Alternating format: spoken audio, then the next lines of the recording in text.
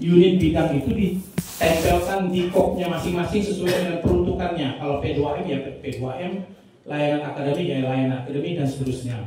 Itu terkait kop surat ya. Dan tentu saja saya sudah minta Mbak Angel untuk meredaksikan atau membuat surat edaran itu. Mungkin 2-3 hari ke depan kita akan keluarkan surat edaran termasuk perubahan ini ya, perubahan kode jabatan, kode surat yang dulunya pakai sak, sekarang karena sudah resmi keluar dari biro menggunakan stakat 01, stakat titik 01, nanti akan ada surat edaran mengikuti itu. Itu terkait surat. Apalagi ya, saya kira itu dulu sementara ini yang bisa saya sampaikan. Terima kasih.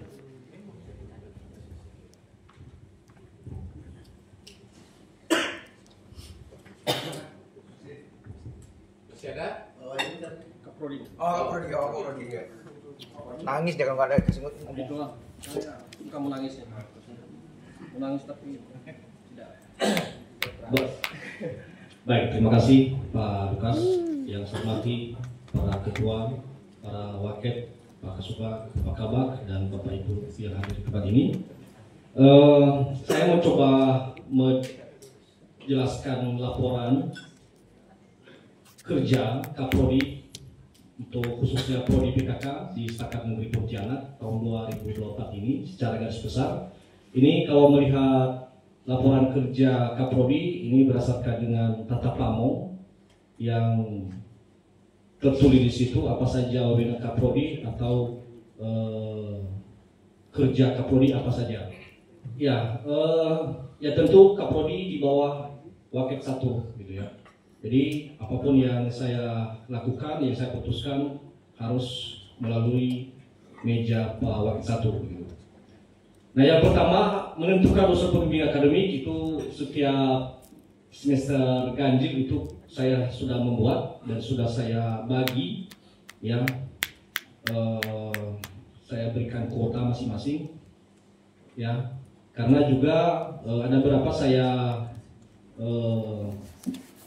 beberapa pertimbangan karena tidak ada penambahan kepada dosen yang bersangkutan karena ada banyak laporan yang saya dapatkan dosen A ini kurang ada relasi atau komunikasi yang baik dengan anak PA-nya masing-masing gitu ya. Bahwa bahkan ada anak PA-nya tidak pernah ketemu dengan dosen PA-nya. Nah, artinya di semester ganjil jadi tidak saya tambahkan begitu. Itu salah satu pertimbangannya. Dan juga pertimbangan kalau ada dari Waket 1 gitu. Kemudian ya menentukan dosen pengajar yang telah saya buat, membuat jadwal mengajar, mengesahkan jadwal mengajar juga telah saya buat. Kalau belum dibuat ya nggak mungkin program studi jalan gitu ya. Lalu jadwal mengawas baik itu UTS maupun UAS, jadwal mengawas ini rutin yang dilakukan oleh Kapolri. Kemudian ya pengawasnya juga ya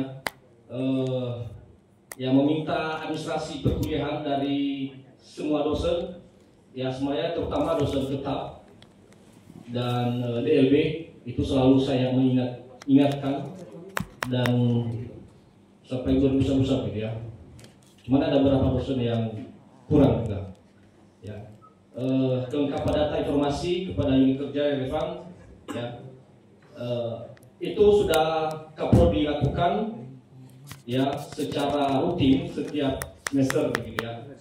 Nah, seperti sekarang sudah sedang UTS ya, sudah dilaksanakan UTS dan berlangsung, pengawasnya juga sudah berlangsung sampai tanggal 30 nanti.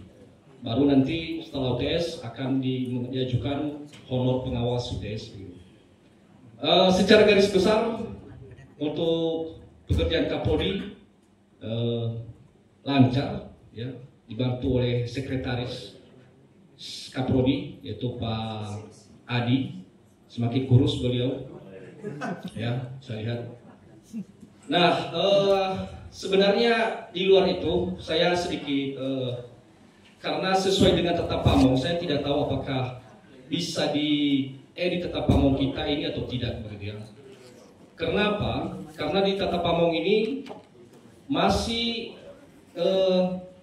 ditulis di sini koordinator tugas akhir dan praktik mahasiswa itu 1 orang yang bertanggung jawab.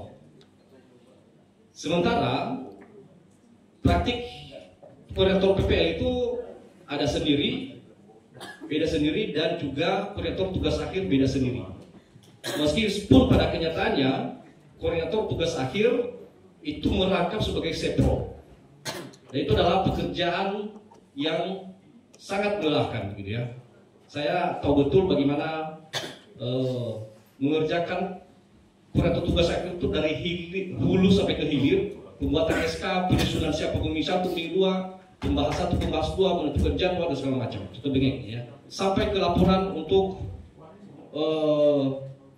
keuangan, ya, honor pembahas, penguji, pembimbing 1, pembimbing 2, ya. Udah sampai ke keuangan, bolak-balik, balik-bolak lagi, banyak visi, gitu ya. Itu ya itulah koordinator tugas akhir, sekaligus merakam sebagai sekretaris prodi. Itu bisa dipisahkan nanti. Kemudian di Tata Pamong ini, meskipun sebenarnya dikatakan tadi ya kajur, tapi setahu saya sudah ada kajur ya, meskipun PLT. Karena di SKP kita ada kajur di situ ya. Jadi meskipun PLT. Nah, kalau kita melihat di Tata Pamong, tugas dan wewenang dari kajur ini dan kaprodi ada sedikit beririsan. Maksudnya double. Di kajur itu menyusun dosen pengajar begitu. Tapi di kaprodi juga ada di situ. Takut kita nanti ini masalah lain sih kaprodi yang menghandle, baru nanti kalau sudah baru diserahkan ke wakil 1. Tapi takutnya nanti ke depan saling mengharapkan kalau ada juga di job description kajur, ada juga di kaprodi gitu ya. Bagus kalau salah satu saja. Ya. Kemudian dari kami dari program studi PKK, saya udah lama sebenarnya saya meminta ini. Ya. Yang pertama, panduan penulisan skripsi dan tesis itu ya, terutama skripsi itu masih yang lama dan perlu diupdate. Ya. Waktu bulan Desember kemarin kita ada rapat atau pertemuan soal penyusunan dokumen inti prodi.